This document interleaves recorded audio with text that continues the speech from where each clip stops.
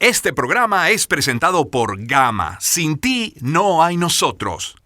Bien, y gracias por acompañarnos en la señal de éxitos. Es viernes, quiere decir que es nuestro Improvisando, última hora del programa de hoy y de la semana. Y en nuestro Improvisando el día de hoy tenemos un invitado muy, muy especial que tiene tantas aristas desde las cuales ser entrevistado, que es una delicia para cualquier entrevistador, porque él es médico anestesiólogo, él es chef, él es fotógrafo, pero más allá de eso, que es lo visible y lo conocido, escribe maravillosamente, ha publicado 2 buenos libros, además es conversador, descriptivo, analítico, culto, inteligente. Me refiero a que recibimos hoy en el estudio con muchísimo gusto a Héctor Padula. Héctor, bienvenido. Gracias, Román. Un millón de gracias. Un placer siempre recibirte y siempre en la compañía, además, del maestro Miguel Delgado Esteves. Miguel. Buen día, felices de estar nuevamente. Y le comentaba en los preámbulos de este Improvisando, cuando llegó el doctor Padula, que yo conocí a su padre, quien era médico y un personaje. Realmente conté unas anécdotas que no podemos contarlas al aire porque si no nos cierran el programa. Y menos el final de la anécdota. Sí. ¿Cuánto tuvo que ver papá en la decisión de estudiar medicina? Toda. Bueno, pero toda...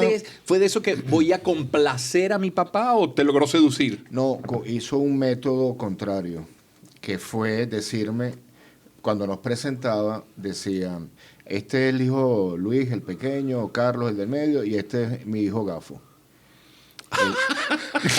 y todo el mundo, ¿por qué Gafo? Quiere estudiar medicina. Mira. Entonces, yo creo que él me manipuló para que yo le demostrara que yo no era Gafo. Y después, cuando ya empezamos a estudiar, o sea, ya empecé a estudiar medicina, él me dijo, si vas a estudiar medicina este medio año que tienes de vacaciones entre salir del colegio y empezar a medicina, yo quiero ver que ya tengas anatomía 1 por lo menos sacada antes de empezar a medicina. Yo era burda de flojo, es la verdad. En el colegio yo no era un tipo brillante. Para nada. Promedio. No, ni menos siquiera, que promedio. Menos que promedio, Okay. Sí, porque yo me gradué en el Colegio La Salle y mi rol dentro del colegio era la actividad deportiva. O sea, ¿Fútbol? Béisbol. Béisbol. Yo era el entrenador de preinfantil, yo era manager después de juvenil, de junior, o sea, mi actividad era esa. Y yo me recuerdo que los padres del colegio, los sacerdotes, los hermanos de La Salle me decían, Padula, por favor, gana ese juego. Decía, es que llegó la materia raspada, llegó biología raspada. Me decía, gana este juego de hoy, después vemos qué hacemos con esa materia. Y entonces, bueno, claro, mi papá tenía esos antecedentes. Mi papá nunca me firmó las boletas, yo no le entregué boleta a mi papá. La única boleta que pasé todas las materias se las entregué y me la rechazaron al colegio por falsificación de firma. Y era la única que yo le había entregado a mi papá. Entonces, bueno, no, él me exigió eso, pues, a ver si yo iba a ser buen médico y efectivamente, pues, me gustó la carrera y me fajé y bueno, y sí salí graduado entre los mejores. Mira, o sea, una cosa es bachillerato y otra cosa es la universidad. Cuando empiezas en la universidad. Un nivel de responsabilidad, total, claro. Sí, claro, y a total. verlo, a estudiar y a ver lo que realmente te gusta, pues. Definitivamente. Se puede decir, Héctor, a lo mejor me equivoco, pero ayer estaba pensando, digo, capaz y en el Amazonas, o sea, en este punto geográfico de nuestro país, se reúnen las 3 pasiones principales de Héctor. Es decir, la fotografía, la medicina y la cocina. ¿Sí o no? Sí, correcto. A ver. Mira, la primera vez que yo pienso en irme a Amazonas es después de una conversación con ex scouts de La Salle. Okay. Ayer fui a la misa de un amigo en el San Ignacio, en Loyola, que murió, Rodolfo Moreno, conocido como Mofeto, uno de mis mejores amigos. Y bueno, claro, estaba un lasallista dentro de esa gran cofradía ignaciana. Y es interesante porque cuando se cantó el himno del colegio al final de la misa, lo he oído tanto. Que lo canta. Que lo canto, sí. Siendo de La Salle. Yo lo tarareo a diario sin darme cuenta. Sí, increíble. Entonces, después de esa conversación, que coincidió como unos 2 o 3 días antes de la decisión dónde hacer mi pre-rural, que son 10 semanas que uno escoge para ir a algún sitio. Entonces, en ese momento yo tenía muy fresco todo el tema de las excursiones, de los scouts y todas estas cosas. Entonces, cuando en un auditorio donde hay 120 alumnos que están próximos a graduarse y dicen, bueno, ¿quiénes quieren ir a Amazonas? En esa época era territorio federal Amazonas. Sin embargo, habían 2 vuelos diarios. Hoy en día creo que hay uno solo, semanal. Pero bueno, ese es otro tema. Y cuando yo veo que nadie levanta la mano, estamos en una fila, todos los panas. O sea, en la universidad uno se mueve siempre como en manadas, pues. Y yo levanto la mano y veo hacia el lado y los demás me ven que levanto la mano y empiezan a levantar la mano y todo el mundo se queda sorprendido que, digamos que los más cifrinos intelectualmente, que íbamos como que mejor en la universidad, en vez de quedarnos en el hospital universitario, decidimos irnos al Amazonas. Pero yo lo vi como un viaje de aventura. Cuando nos dicen, bueno, aquí están los 7, son los 7 de Amazonas, cuando ya llegamos a Amazonas, vimos una realidad que nos emocionó para tomar una decisión, y es la universidad nos ha dado tanto a nosotros que es hora de nosotros regresarle al país algo de lo que nos formó. Nosotros llegamos a comunidades donde había niños de 1 año, 2 años, 3 años, y de repente pasaba 15 años, y en el medio había un sarampión que acabó con todos los niños de la comunidad. Y después de eso nosotros llegamos a la universidad, después de cumplir las 10 semanas, y estando en el cafetín de la universidad, otra vez todos los amigos, los 7 amigos, salió alguien y dijo, ¿usted no cree, no les hace falta Amazonas? Y inmediatamente todos contestaron sí. Bueno, vamos a idear un programa, irnos para Amazonas, y ahí empezó, bueno, toda una tragedia, porque fue dificilísimo convencer a las autoridades sanitarias que había un grupo de médicos que querían hacer el rural en un sitio donde no había médicos. ¿Qué tanto de inspirador tiene para ustedes eso? A mí me emociona mucho escucharte tu cuento, porque hay un personaje que fue Premio Nobel de la Paz, Albert Schweitzer, el brujo blanco, como le decían. Él era suizo y era gran, conozco su obra, porque él era un gran conocedor, inclusive escribió un libro maravilloso sobre la obra de Juan Sebastián Bach, que él era organista. Entonces yo decía que él mataba unos tigres con su órgano, por allá, por Europa, por allá mataba sus tigritos, y los dineros que se ganaba se iba para el África a curar justamente a aborígenes, bueno, gente africanos, que tenían unas condiciones sanitarias que me imagino que es parte de lo que ustedes vieron. No sé si tú me dices eso y yo recuerdo esa historia de Albert Schweitzer, ¿no? Que por cierto, un nieto de él fue piloto de la extinta Viasa. Mira qué conexión. Sí, muy amigo. Y a mí esto que relatas, Miguel, me hace recordar, creo que en una entrevista anterior, en una conversación anterior, Héctor, creo que contaste por qué comenzaste a retratar los rostros de los indígenas, de los Yanomami. Sí. ¿Por qué no comentas eso? Porque me parece un cuento muy interesante. Sí, yo tomaba fotografías, que no es lo mismo que ser fotógrafo, desde niño. Y mi abuela fue una fotógrafa que documentó algunas escenas muy interesantes de la vida familiar, o sea, de lo que se vivía en familia en la Segunda Guerra Mundial. Y ella, bueno, después vino a Venezuela y se estableció aquí. Pero yo siempre tenía esa curiosidad por los papeles de mi abuela, por la fotografía. Ella me enseñó a revelar, tuve una máquina de revelar, y cuando quise revelar a color, que era un paso más adelante, pues en ese momento entregué una máquina a una persona que me dijo, yo te la cambio por una de color, más un dinero más, y se llevó la máquina de blanco y negro y me estafó. ¿Y se le olvidó? Y mi papá, sí, se le olvidó que esa máquina no era de él. Entonces mi papá me dijo, no, ya, está bueno ya, yo te compré una ya, o sea, y se acabó el tema. Y cuando yo voy a Amazonas, yo me voy dispuesto con mis 2 cámaras, o sea, una cámara que tenía película diapositiva en esa época y una cámara con película en blanco y negro. Y yo me empiezo a dar cuenta de que la mejor manera de escribir un diario de lo que yo estaba viviendo era retratar para no olvidar. Y así empezó este trabajo de Ipa Guayumi, el primer libro, donde Vasco Sinetar, que es quien me introduce en este mundo de las artes y de la autoría de la fotografía, me dice, mira, este es un documento que tienes que publicar y dejarlo ya que sea íntimo tuyo, porque este es el único trabajo que yo conozco, me dice Vasco, trabajo sobre Yanomami, que la impronta fotográfica es el retrato. Porque todo lo que había antes era fotos con teleobjetivos, la gente se escondía un poco y tomaba fotos de algunos Yanomami.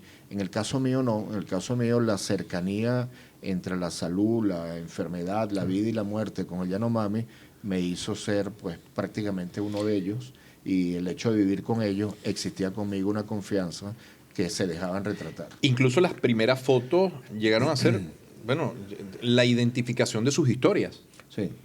Más allá del nombre estaba el rostro. Sí, sí, claro, bueno, porque tú sabes que tú no puedes nombrar el nombre de un Yanomami, porque si ese Yanomami ha desaparecido en vida, pues tienen que matarte a ti para que el alma de ese Yanomami... Sí. Ya cuente que, Héctor, por caridad.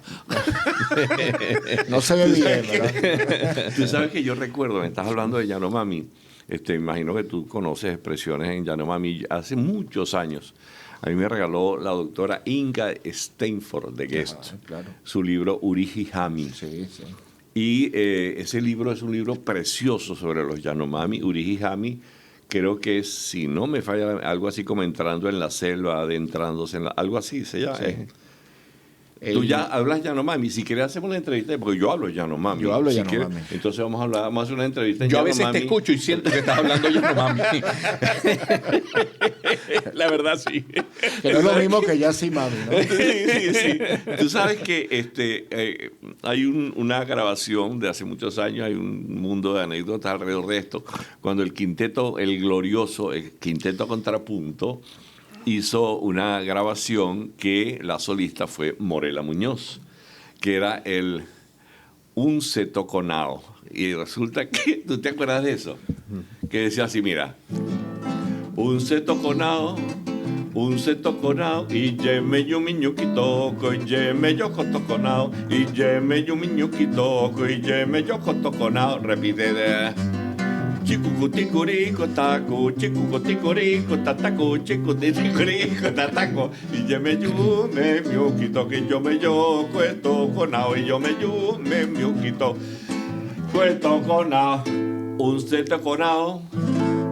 Y resulta que eso lo hablan como una de las lenguas de los aborígenes nuestros.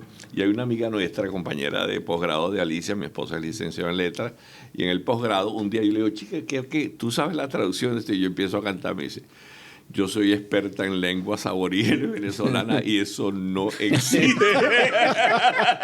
Eso no es ninguna lengua, ese es un fraude. Bueno, pero es que fíjate qué interesante, porque... Los que me están escuchando seguramente dirán, ay, Dios mío. No, ahora me pongo yo en el papel de los Yanomami. Cuando yo llego, antes de irnos, planifico, bueno, alguien tiene que decirnos algunas palabras en Yanomami para nosotros llegar allá. Íbamos por un año, o sea, no era que tú puedes coger un autobús y regresarte, te deja un avión un año y te va a buscar el año, ¿no? Entonces, cuando llegamos, habíamos agarrado previamente, unos 3 meses antes, unas clases de idioma, dialecto Yanomami, en el Museo de Bellas Artes, que unos antropólogos nos dijeron, no, nosotros tenemos aquí, y con los cuadernitos al peso de resorte íbamos y anotábamos nuestras palabras claves y tal y qué sé yo. Total es que llegamos allá, el primer día empiezo yo a hablar y a repetir lo que dice aquí, y la gente me veía como, ¿qué le pasa a este tipo? ¿Qué habla este señor? O sea, este se volvió loco, ¿qué es esto? Y entonces el sacerdote, el padre Bortoli, que era una nota de sacerdote, me dice, ¿qué están hablando ustedes? Y le digo, no, esto es unas clases de Yanomami. No, eso, aquí ningún Yanomami habla así. O sea, todavía no sé qué idioma nos enseñaron. Pero fíjate lo venado que puede ser uno de hasta poner apuntes de algo que no era. Y llegar allá con la ilusión de decir, bueno, tú sabes, tal cosa y no es. Fue otra forma de romper el hielo, ¿no? Bueno, sí, romper el hielo, que los Yanomami cuando llegamos se fueron. O sea, rompimos el hielo de verdad, pues. Sí. ¿Hay alguna imagen del Amazonas, fotografiada o no, que para ti describa lo que es esa zona de nuestro país y su gente? No, yo tengo construcción de imágenes. Yo a veces cuando alguien me dice, oye, ¿cuál es tu mejor fotografía? Mi mejor fotografía me pasa por la cabeza, yo construyo como una película de imágenes. Me es igual con cualquier cosa, pues soy poco soy poco de fijarme en algo que me llame la atención, más bien hago esa película, ¿no? Del momento. Y eso tiene su explicación desde el punto de vista médico, porque la memoria se fija dependiendo de la intensidad de la sensación placentera o no que tengas en ese instante. Okay. Si tú ves una persona, esa persona la asocias a una mala o buena sensación, pues ese recuerdo queda fijado más permanentemente. Entonces, para mí, Amazonas, pues, y no te terminé de contestar la anterior pregunta, significó prácticamente el inicio de todo, porque ahí empezó la cocina. Claro. Recuerdo la primera vez que cociné allá. Nosotros nos llevábamos comida, entonces dependíamos un poco de la cacería y de la pesca de los Yanomami. Y entonces, bueno, era un laulao enorme, que ellos lo llaman valentón. Y yo recuerdo que lo que hicimos ese día con unos tomates enlatados y los churrascos de valentón, que es un bagre, ¿no? Una familia de los bagres, que eso es carne blanca, pero preciosa. Y yo recuerdo que eso, bueno, y deliciosa. Deliciosa. Y además sin espina, porque tiene una sola columna en el centro y sin espinas. Entonces, normalmente tienen una sola columna, ¿viste, Héctor? Sí, no, hay gente que nace con 2 columnas. Bueno, esa es otra cosa. Esa es otra cosa. Sí, yo iba a decir una sola espina. Bueno, y entonces eso quedó tan bueno que la gente me decía, y ahora mira, nos trajeron una lapa, ¿qué hacemos? Entonces yo agarro y bueno, vamos a hacer, ¿qué tenemos? Miel y ajo. Entonces vamos a hacer una lapa con miel y ajo. Y salió una lapa con miel y ajo. Entonces de ahí en adelante pues vi que yo podía cocinar para satisfacer paladares. O sea, ya no era tanto como lo que yo hacía antes de los scouts y todas estas cosas. Claro. Yo podía satisfacer paladares. Y la fotografía, para no olvidar. Claro. Y la medicina, la primera vez que yo tuve digamos, racionalidad y responsabilidad sobre un paciente directo sin tener un adjunto, un jefe atrás, fue en el Amazonas. Pues. Yo atendí un parto solo y cuando hice la episiotomía, que es la herida que se hace pues, para ampliar el canal vaginal, yo recuerdo que todo el mundo me vio y me dijo, este hombre mató a esta paciente, ¿no? Y ahí estaba un enfermero que después que yo estoy suturando haciendo la episografía, pues suturándola, me dice el enfermero, ¿y el otro? Y yo como que, ¿qué otro? Ella tiene 2. Entonces, fíjate, yo atendí un parto y resulta que adentro había otro niño, era un parto gemelar, pero uno se da cuenta de eso, es porque le has hecho un seguimiento previo a la paciente. Claro, claro, entiendo. Entonces, claro, aquí quedaba el útero todavía grande, pero en medicina hay una cosa que se llama el globo de seguridad, que el útero se aprieta para que no sangre, ¿no? Entonces yo lo asocié con el útero de seguridad, el globo de seguridad, y resulta que, bueno, nada, volví a quitar mis puntos y volví a sacar al otro muchacho, que de paso venía de nalgas. Y eso es más o menos no una complicación, pero es un parto más difícil. Claro. Entonces, tenemos que ir a la pausa. Te doy la palabra ahora, Miguel. Héctor Padula es nuestro invitado. Héctor, al regreso, seguir con estas historias, la participación de Miguel. Quiero hablar de tu libro, el segundo, de Padula. Quiero hablar de tus propuestas gastronómicas, de la 1563, la más reciente probablemente. Es Héctor Padula nuestro invitado hoy en Improvisando, siempre con el maestro Miguel Delgado Esteves. Ya venimos. Bien, y gracias por acompañarnos en la señal de éxitos en este Improvisando, que tiene como protagonista principal a Héctor Padula. Doctor, él es médico, anestesiólogo, es chef, es además fotógrafo y siempre con el maestro Miguel Delgado Esteves. Héctor, quiero agradecer que hayas tenido la gentileza de obsequiarnos tu segundo libro, Padula, Revelations. ¿Qué tengo en la mano? Tienes mis miedos. Hay gente que fotografía cosas que pasan, como el documentalismo, hay otras que hacen retratos, como el primer libro de Ipa Bayumi. Yo en esa época inhalé yopo, una droga Yanomami. Sí, cómo no. Un poco por estar más cerca pues del Yanomami, porque ya cuando yo iba a atender a un paciente que estaba en unas condiciones X, el brujo o el chamán él estaba ya bajo los efectos del yopo. Estaba yopado. Estaba yopado. Y de alguna u otra manera se me casi exigía que para yo tocar a ese paciente entrase en el ritual un poco de lo que él estaba haciendo. Entonces al principio con mucho miedo, pero este sacerdote que te estoy diciendo, el padre Bortoli, pues me dijo, hagámoslo juntos, esto es un acercamiento que ellos están haciendo. Bueno, para echarte un cuento corto, lo probé, es una droga alucinógena, pues muy alucinógena, y inmediatamente de eso se oye un ruido, una voz que dice Báquiro, Báquiro, Báquiro, y cuando pasa un Báquiro cerca, todos los Yanomami salen a cazar Báquiro, y yo me metí, como estaba solo con ellos, me metí junto con ellos a cazar el Báquiro. Y ya yo estaba bajo los efectos del yopo, y era el atardecer 5 de la tarde en la selva, ya es de noche. Sí, es verdad. Y yo empiezo a ver unas imágenes con la luna y los árboles y unas mutaciones y transformaciones de la luz dentro de la selva que se me quedaron grabadas siempre, sin miedo. Mientras estás bajo yopado, como dice Miguel, yo no percibí el miedo, pero cuando regresé a mi chinchorro ya que se me había pasado el efecto, aparecieron los miedos. Y esos miedos me acompañaron pues toda la vida. ¿Miedo a qué? No, miedo a lo que se ve y no existe, que es lo que te estaba hablando antes de... Ajá. A lo que se ve y no existe, ¿no? Y entonces yo empiezo a ver que quiero hacer un libro de ese recuerdo y quiero fotografiar mis miedos.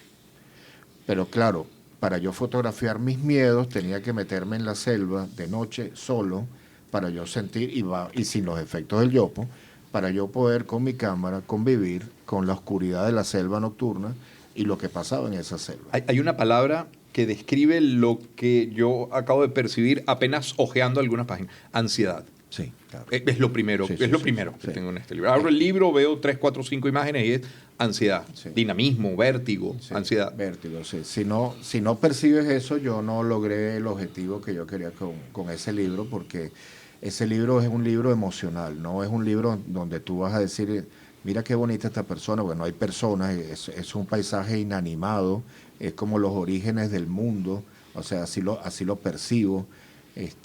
Igor Barreto, que es el que hace el texto de este libro, que lo hace con su característica letra, él habla de este libro como el inframundo, como los inicios de quizás de un mundo como fue, y que fue retratado de esta manera con mucha ansiedad, mucho temor y mucho miedo.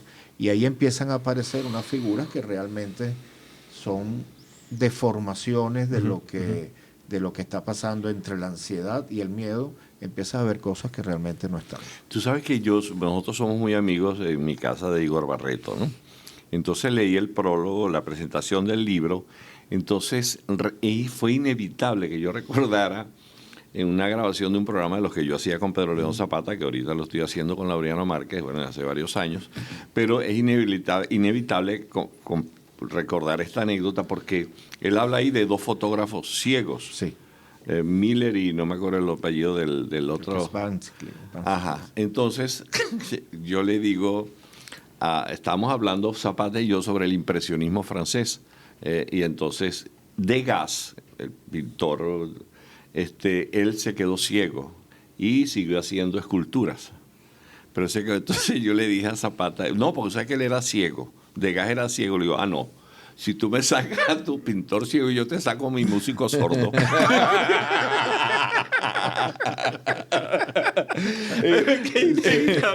Recordar eso. Y te quería comentar también, porque hay un dicho muy castizo, que es, él tiene su violín de Ingres, quien era un pintor creo que era en el neoclasicismo, ¿no? Y entonces hay un célebre cuadro que es el baño turco, que están unas mujeres con el torso desnudo, es un cuadro célebre de Ingres. Y Man Ray, fotógrafo, hace una fotografía que se llama El violín de Ingres, y es uno de estos torsos de mujer de espalda desnuda, y pone la S que tienen los violines, los violonchelos, los contrabajos, una S, como un hueco, pues, en forma de S, y entonces él lo llama el violín de Ingres. Resulta que Ingres era un pintor que también se escapaba de su papá para ir a estudiar música. Y entonces se quedó ese dicho de las personas, el caso tuyo y quién sabe cuántos tantos, que aparte de una profesión también tienen su guardado, por decirlo así, su violín de Ingres. Sí. Entonces yo puedo preguntarte, ¿tu violín de Ingres es la fotografía o la gastronomía? Ahí. Se necesitan. Mi válvula de escape de la medicina, o sea, soy anestesiólogo, quizás una profesión de mucho estrés. Mi válvula de escape es la gastronomía, pero para yo entrar en mi descanso, en mi intimidad, en el tiempo que necesito como para alejarme de las dos, es la fotografía. O sea, todas se necesitan. La medicina prela a todas. Es decir, yo estoy hablando con ustedes aquí, me suena una emergencia y tengo que cortar, claro. pero las otras dos se van necesitando. Ya que se necesitan, Héctor Padula, nuestro invitado, en este libro y en el anterior también hay un claro tema tuyo con la luz y la sombra. Es obvio, es evidente. ¿Hay alguna aproximación similar con la gastronomía en términos de técnicas o de esos contrastes de ingredientes que utiliza? ¿Pasa también en la gastronomía? La gastronomía la desarrollo en base a historias. Ahí quizás yo, después de este evento que tenemos aquí, de esta grata conversación, si yo voy y tengo en algún momento donde empiezo a crear algún plato, probablemente la emoción de haber estado compartiendo este momento con ustedes me genera a mí algo que yo identifico y voy construyendo de alguna manera algo para este motivo. Entonces, para mí que todos los platos tengo cuatro restaurantes, no me preguntes, no sé ni cómo. Tengo 4 restaurantes. Me he metido en este lío, pero si te metes tienes que hacer las cosas bien, pues. Y realmente cada plato tiene una historia. Tiene una historia que tiene que ver con un amigo, tiene que ver con una conversación, tiene que ver con algo que vi, pero así construyo yo los menús. Y cocinar es realmente sencillo, porque el cerebro, por ejemplo, tiene cierta, solamente puede definir 3 sabores, realmente. Ya el cuarto sabor empieza a molestar, a estorbar.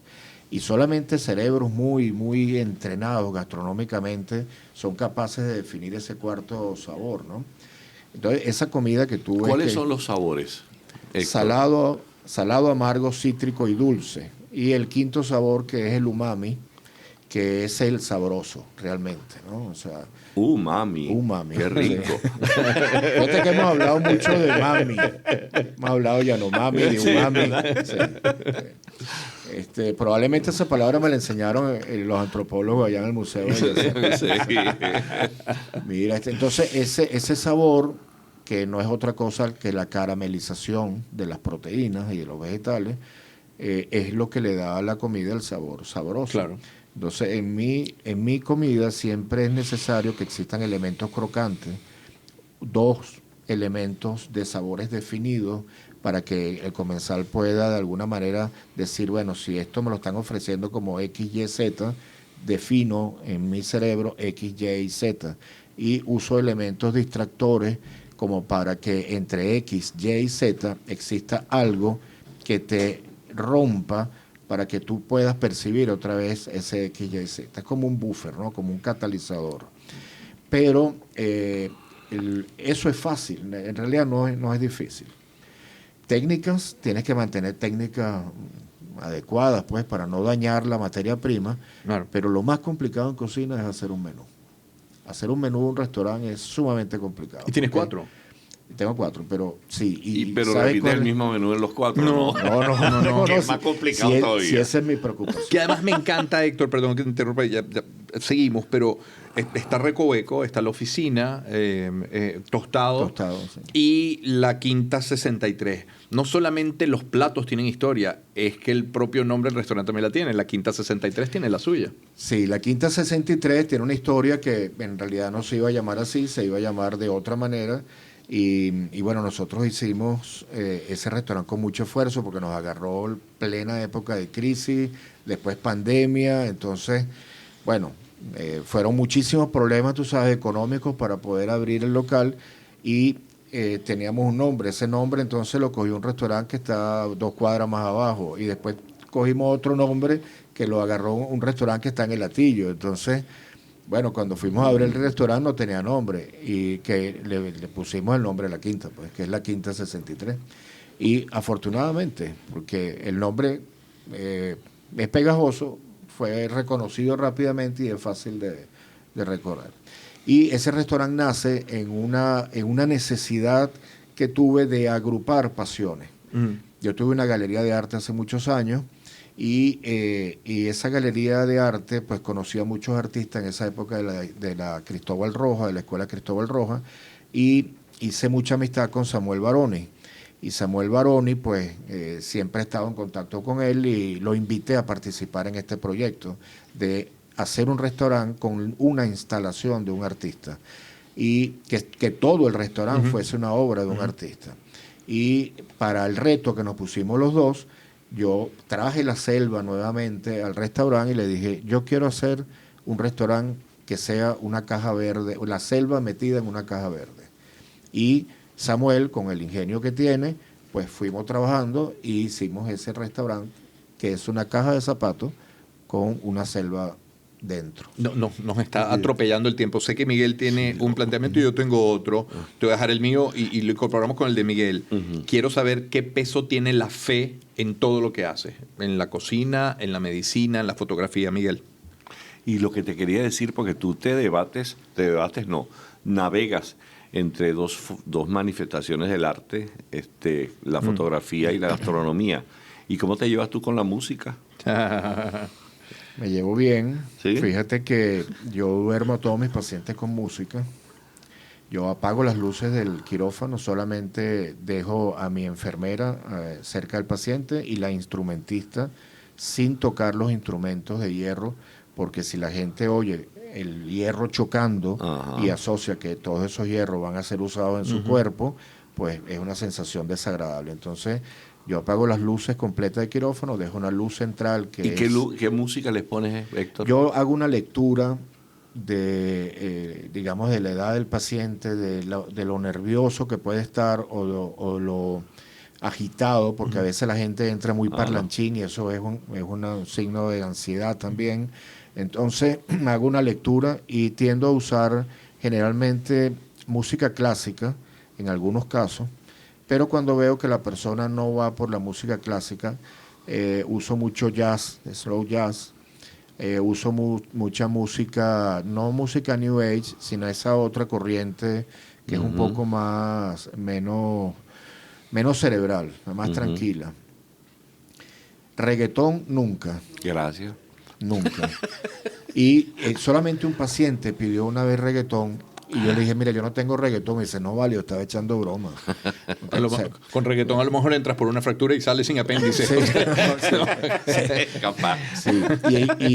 Y es música tranquila. Y trato siempre en lo posible que con la canción que yo duerma al paciente, después despierta al paciente, de tal manera que el paciente percibe que no ha transcurrido el tiempo, que como entró salió, utilizo ese subterfugio.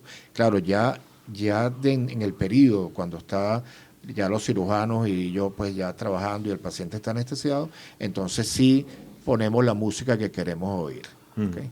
Y generalmente, bueno, como somos todos los años, tú sabes, la época de los 70, de 80, pues generalmente ponemos esa musiquita de los 70 y 80 que nos trae recuerdos y nos tranquiliza un poco en quirófano. Hay un colega tuyo que es Henry Martínez. Sí. Entonces él hace una canción que se llama Tiempo de Esperanza. ¿Nos da tiempo? Pues si quieres, ve hablando yo. No, sobre la fe.